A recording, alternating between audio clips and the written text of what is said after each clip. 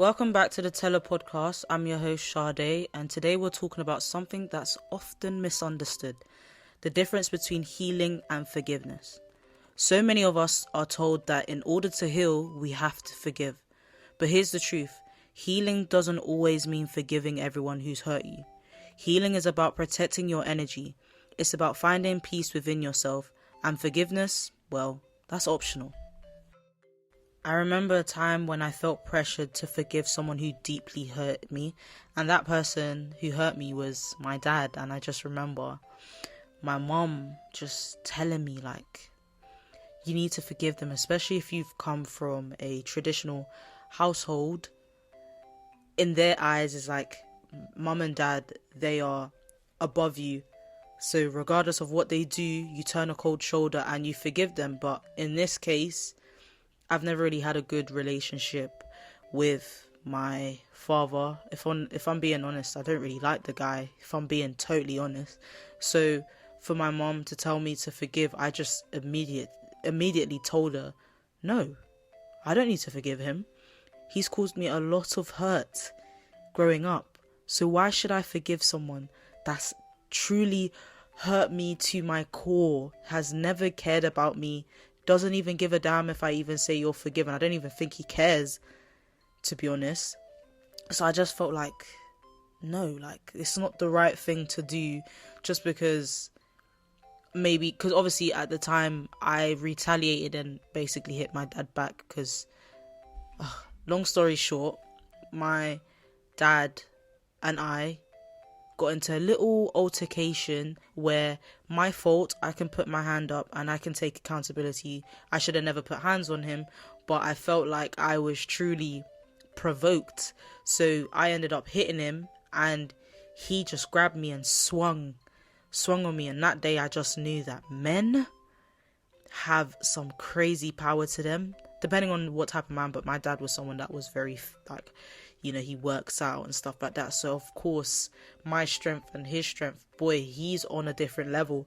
So yeah, we got into an altercation and he was like, he's gonna, curse me, he's gonna do this, he's gonna do that. And my mom was like, you should forgive him, like, you need to forgive him.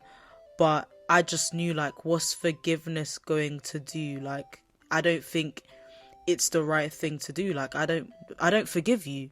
You put hands on me, or you made me feel a type of way during my childhood. Why should I actually forgive you? No way. It doesn't make, I feel like it's not going to make me feel content. Depending on how they hurt you, sometimes forgiveness doesn't work. So in this instance, me saying I forgive you wasn't going to make me feel any better. Like, that's not going to make me feel content in my heart and then move on. I just said I don't actually like the person, so I have a choice to not forgive you. But instead of feeling lighter, because I ended up just saying, oh, I can forgive and forget, I felt drained, like I was forcing myself to skip over my own pain. That moment taught me something powerful. You can heal without forgiving right away or ever. Like I said, if I'm being honest with you, I don't forgive that man. And from that day, I've been living my life.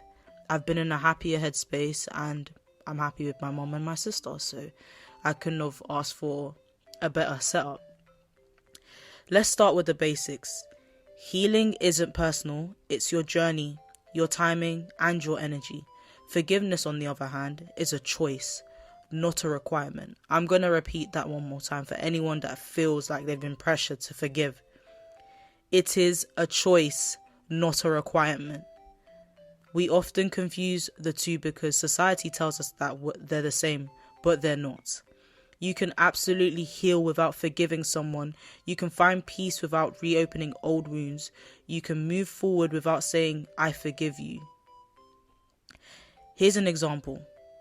Imagine someone who continuously disrespects your boundaries.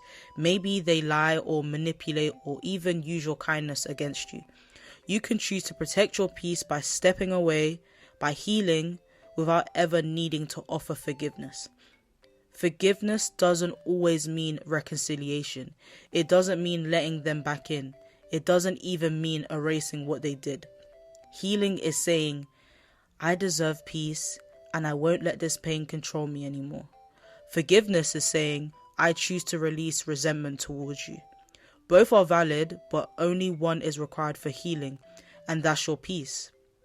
You don't owe forgiveness to anyone, okay? There's so much pressure to forgive. We hear it in faith communities, in therapy spaces, even social media. Forgive so you can be free. And yes, forgiveness can be freeing, but it can also be premature. Forgiving too soon can sometimes minimize your pain or even allow toxic patterns to continue. Sometimes people use forgiveness as a shortcut to avoid discomfort or to keep relationships that aren't healthy. That's why it's important to understand the difference between boundaries and forgiveness. A boundary says, I need space to protect my peace. Forgiveness says, I release this resentment. They can exist separately. You don't have to forgive someone to set a healthy boundary. You don't have to speak to them again to prove you've grown. Sometimes healing means, I don't hate you, but I also don't owe you access to me. Distance, self-care, and silence. These are all valid ways to heal.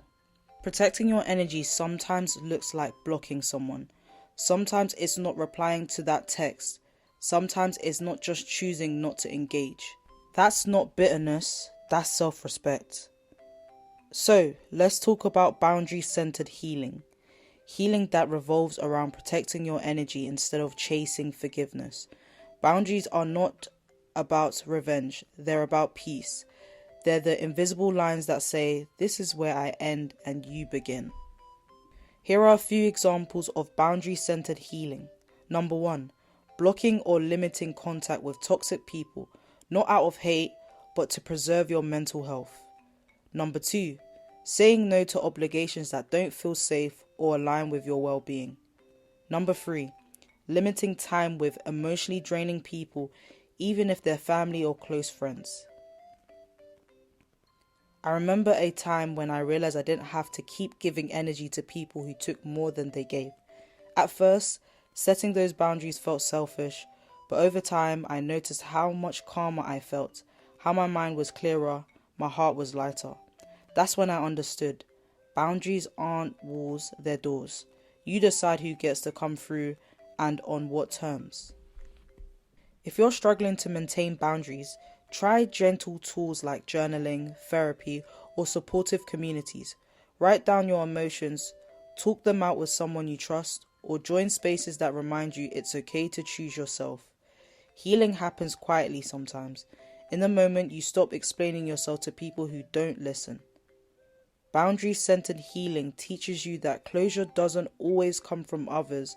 Sometimes it comes from deciding you deserve better. Now, let's reframe forgiveness. Forgiveness isn't bad, it's just not mandatory. It can be a tool, not requirement. Something you choose when and if you're ready. For you, not for them. You can forgive later or never and still live a healed, peaceful life. Healing means moving forward without letting your past hurt define you. It means you've taken back your power, whether you forgave or not. When you protect your energy first, forgiveness, if it ever comes, flows naturally. So as we wrap up today's episode, remember this. Healing doesn't require forgiving everyone who's hurt you. You're allowed to protect your energy. You're allowed to choose distance. You're allowed to prioritize peace over reconciliation. If today's conversation resonated with you, share this episode with someone who might need to hear it. Follow, leave a review, or follow me on all my social media. It's just under the Teller Podcast for more reflection on healing, boundary, and personal growth. And as always, honor your journey, protect your energy, and remember, you don't have to forgive to heal.